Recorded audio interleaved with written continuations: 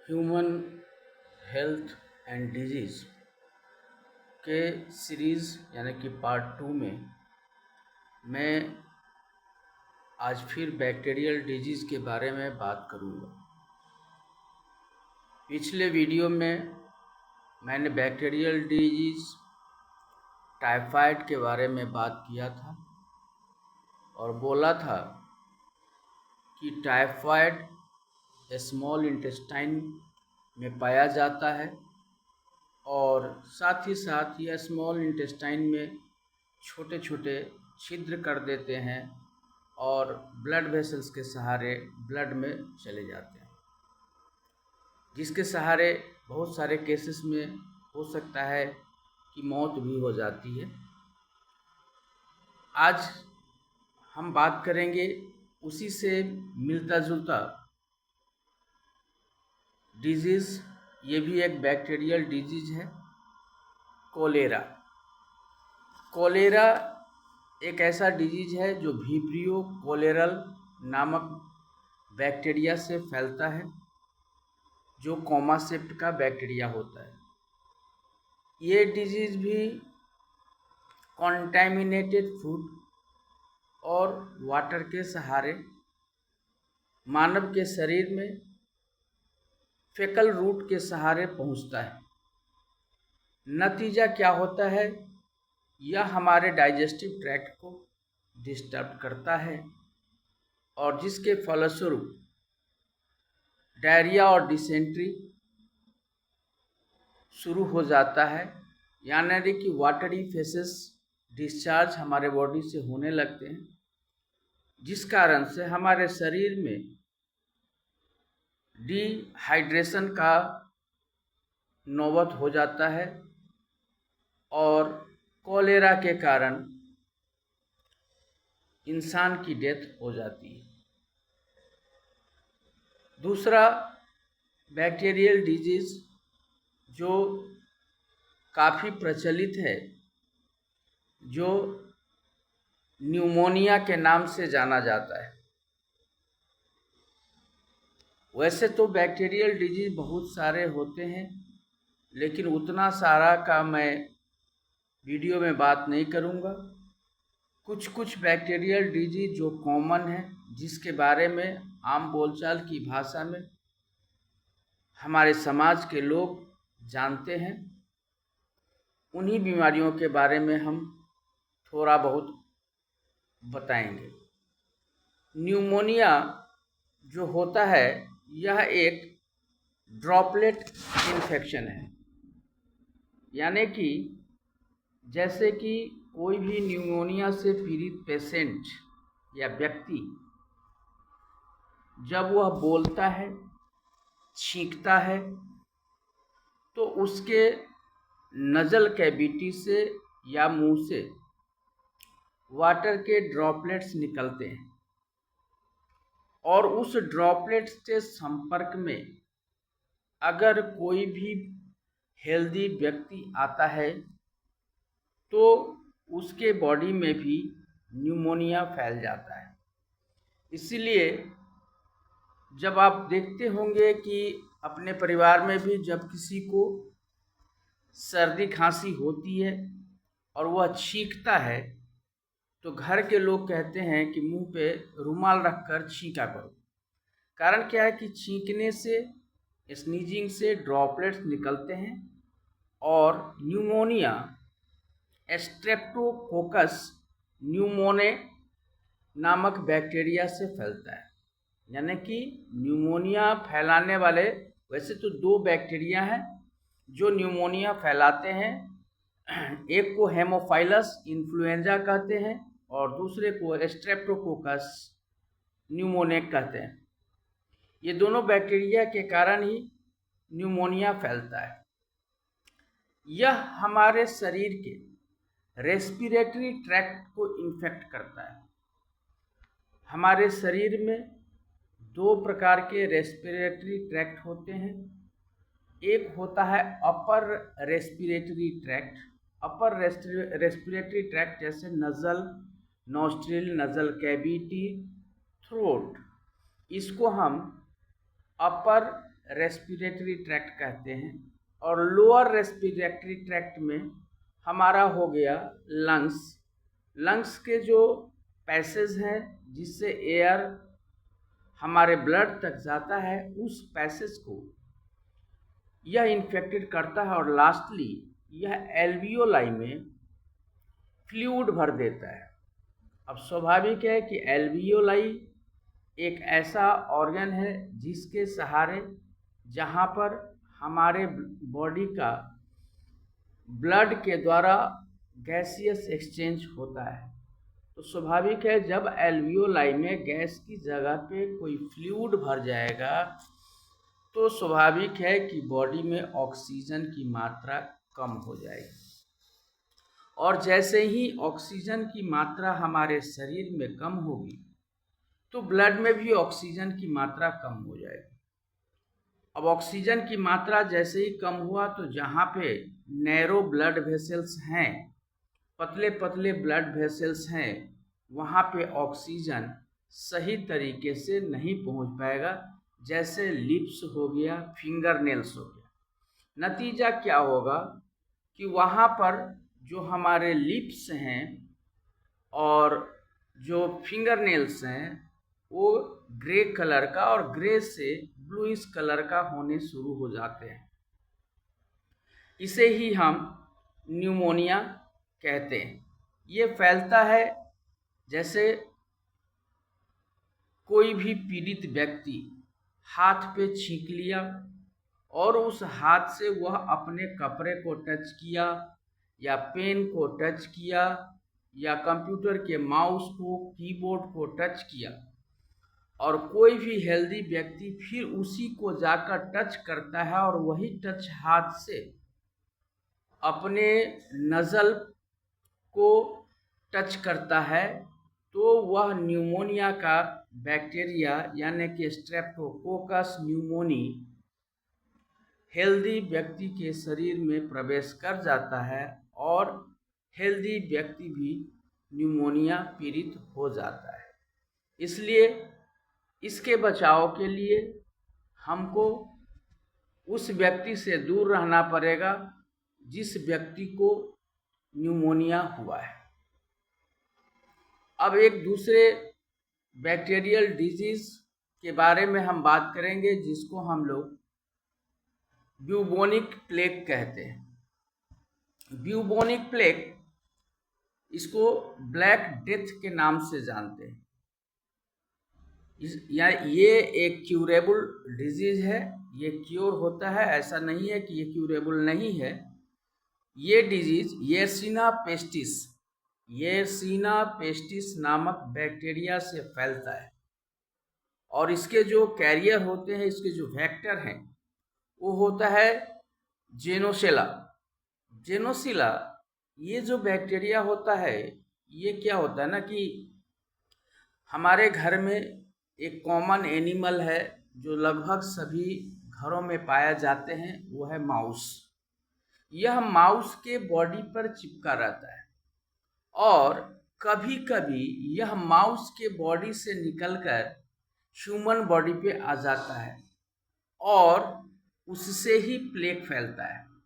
जैसे ही यह human body पे आता है, ह्यूमन बॉडी में आर्मपिट के नीचे रेड स्पॉट ब्लैक में कन्वर्ट होने लगते हैं, लंप बनने लगते हैं, और इसी को हम प्लेग कहते हैं। और ये प्लेग एक क्यूरेबल बैक्टीरियल डिजीज है। वैसे तो मान लीजिए कि जितने भी बैक्टीरियल डिजीज हैं सारे के सारे क्यूरेबल ही हैं, उसके वैक्सीन आते हैं, वैक्सीन लेने से हम इससे बच सकते हैं। नेक्स्ट जो हम बात करेंगे ये है बहुत ही फेमस, बहुत ही कॉमन बैक्टीरियल डिजीज, जिसके बारे में शायद ही कोई ऐसा व्यक्ति होंगे जो नहीं सुने होंगे, जिसको हम लोग टीबी के नाम से जानते हैं। टीबी शॉर्ट फॉर्म है T.B। इसका फुल फॉर्म होता है ट्यूबरकुलोसिस बैक्टीरिया। ये माइक्रोबैक्टीरियल बैक्टीरियम से फैलते हैं। इसमें बॉडी के जो रेस्पिरेटरी ट्रैक्ट है, यानी कि चाहे वो अपर रेस्पिरेटरी ट्रैक्ट हो चाहे लोअर रेस्पिरेटरी ट्रैक्ट हो, वो इन्फेक्टेड हो जाते हैं, फीवर हाई होता है और लास्टली व्यक्ति का डेथ हो जाता है। ये भी कम्युनिकेबल डिजीज है। यह भी एक इन्फेक्टेड व्यक्ति से अनइन्फेक्टेड व्यक्ति के अंदर फैलता है। नेक्स्ट बैक्टीरियल डिजीज के बारे में हम बात करेंगे, डिप्थेरिया।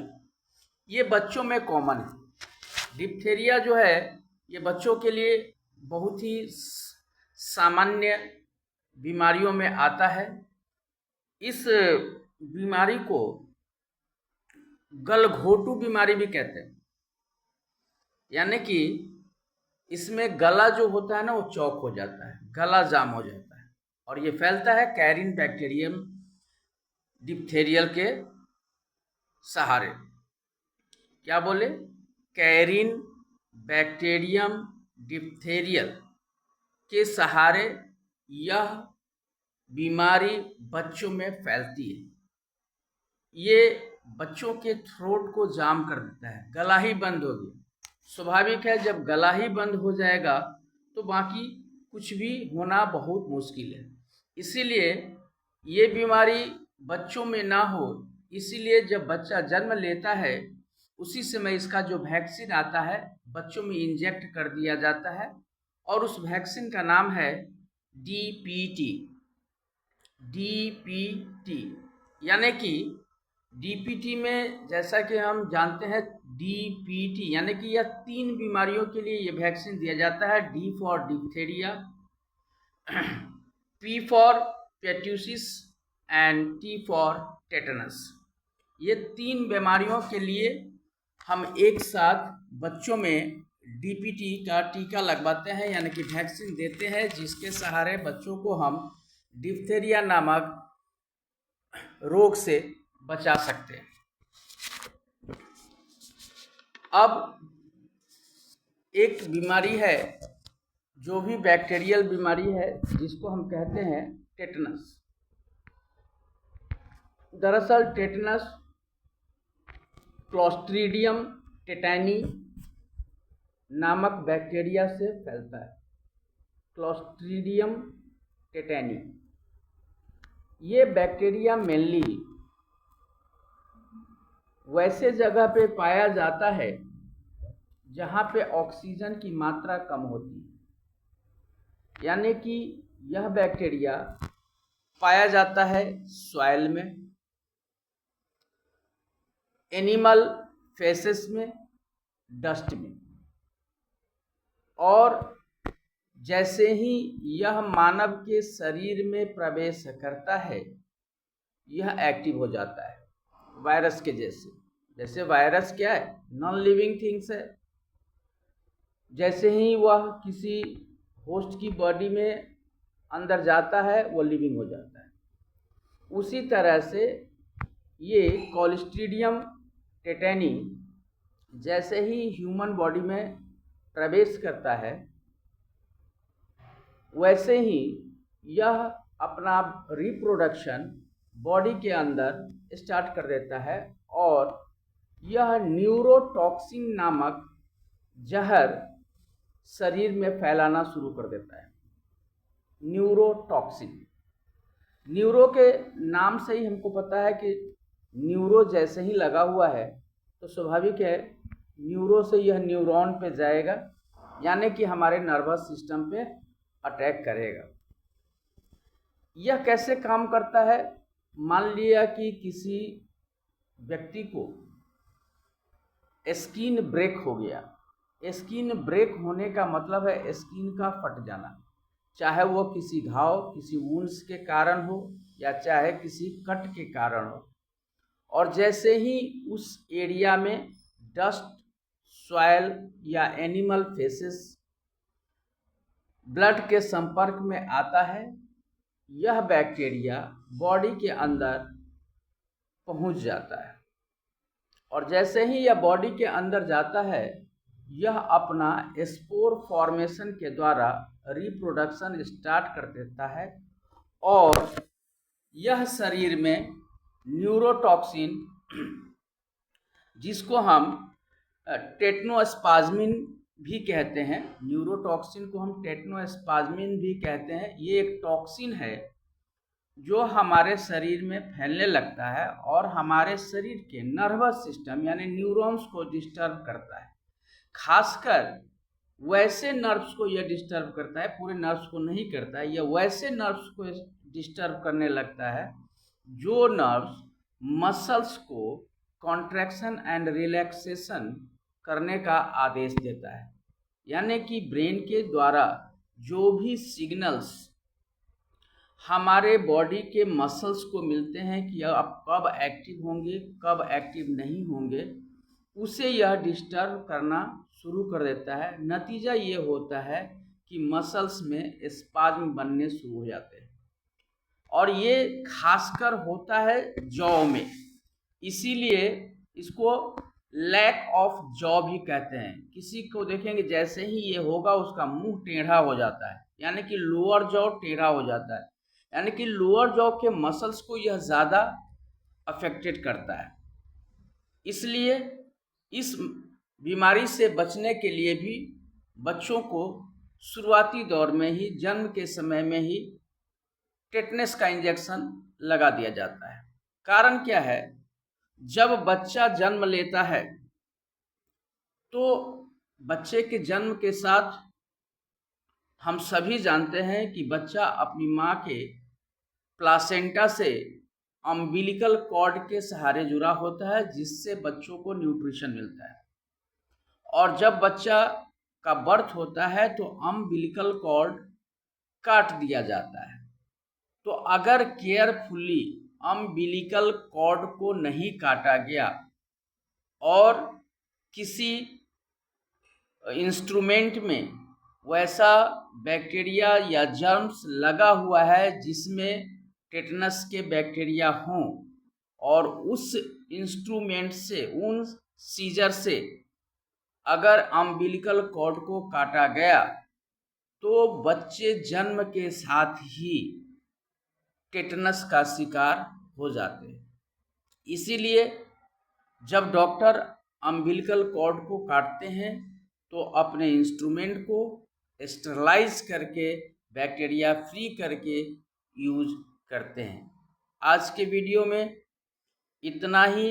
अगले वीडियो में और भी बैक्टीरियल डिजीज़, वायरल डिजीज़ के बारे में हम आप लोगों को बताएंगे।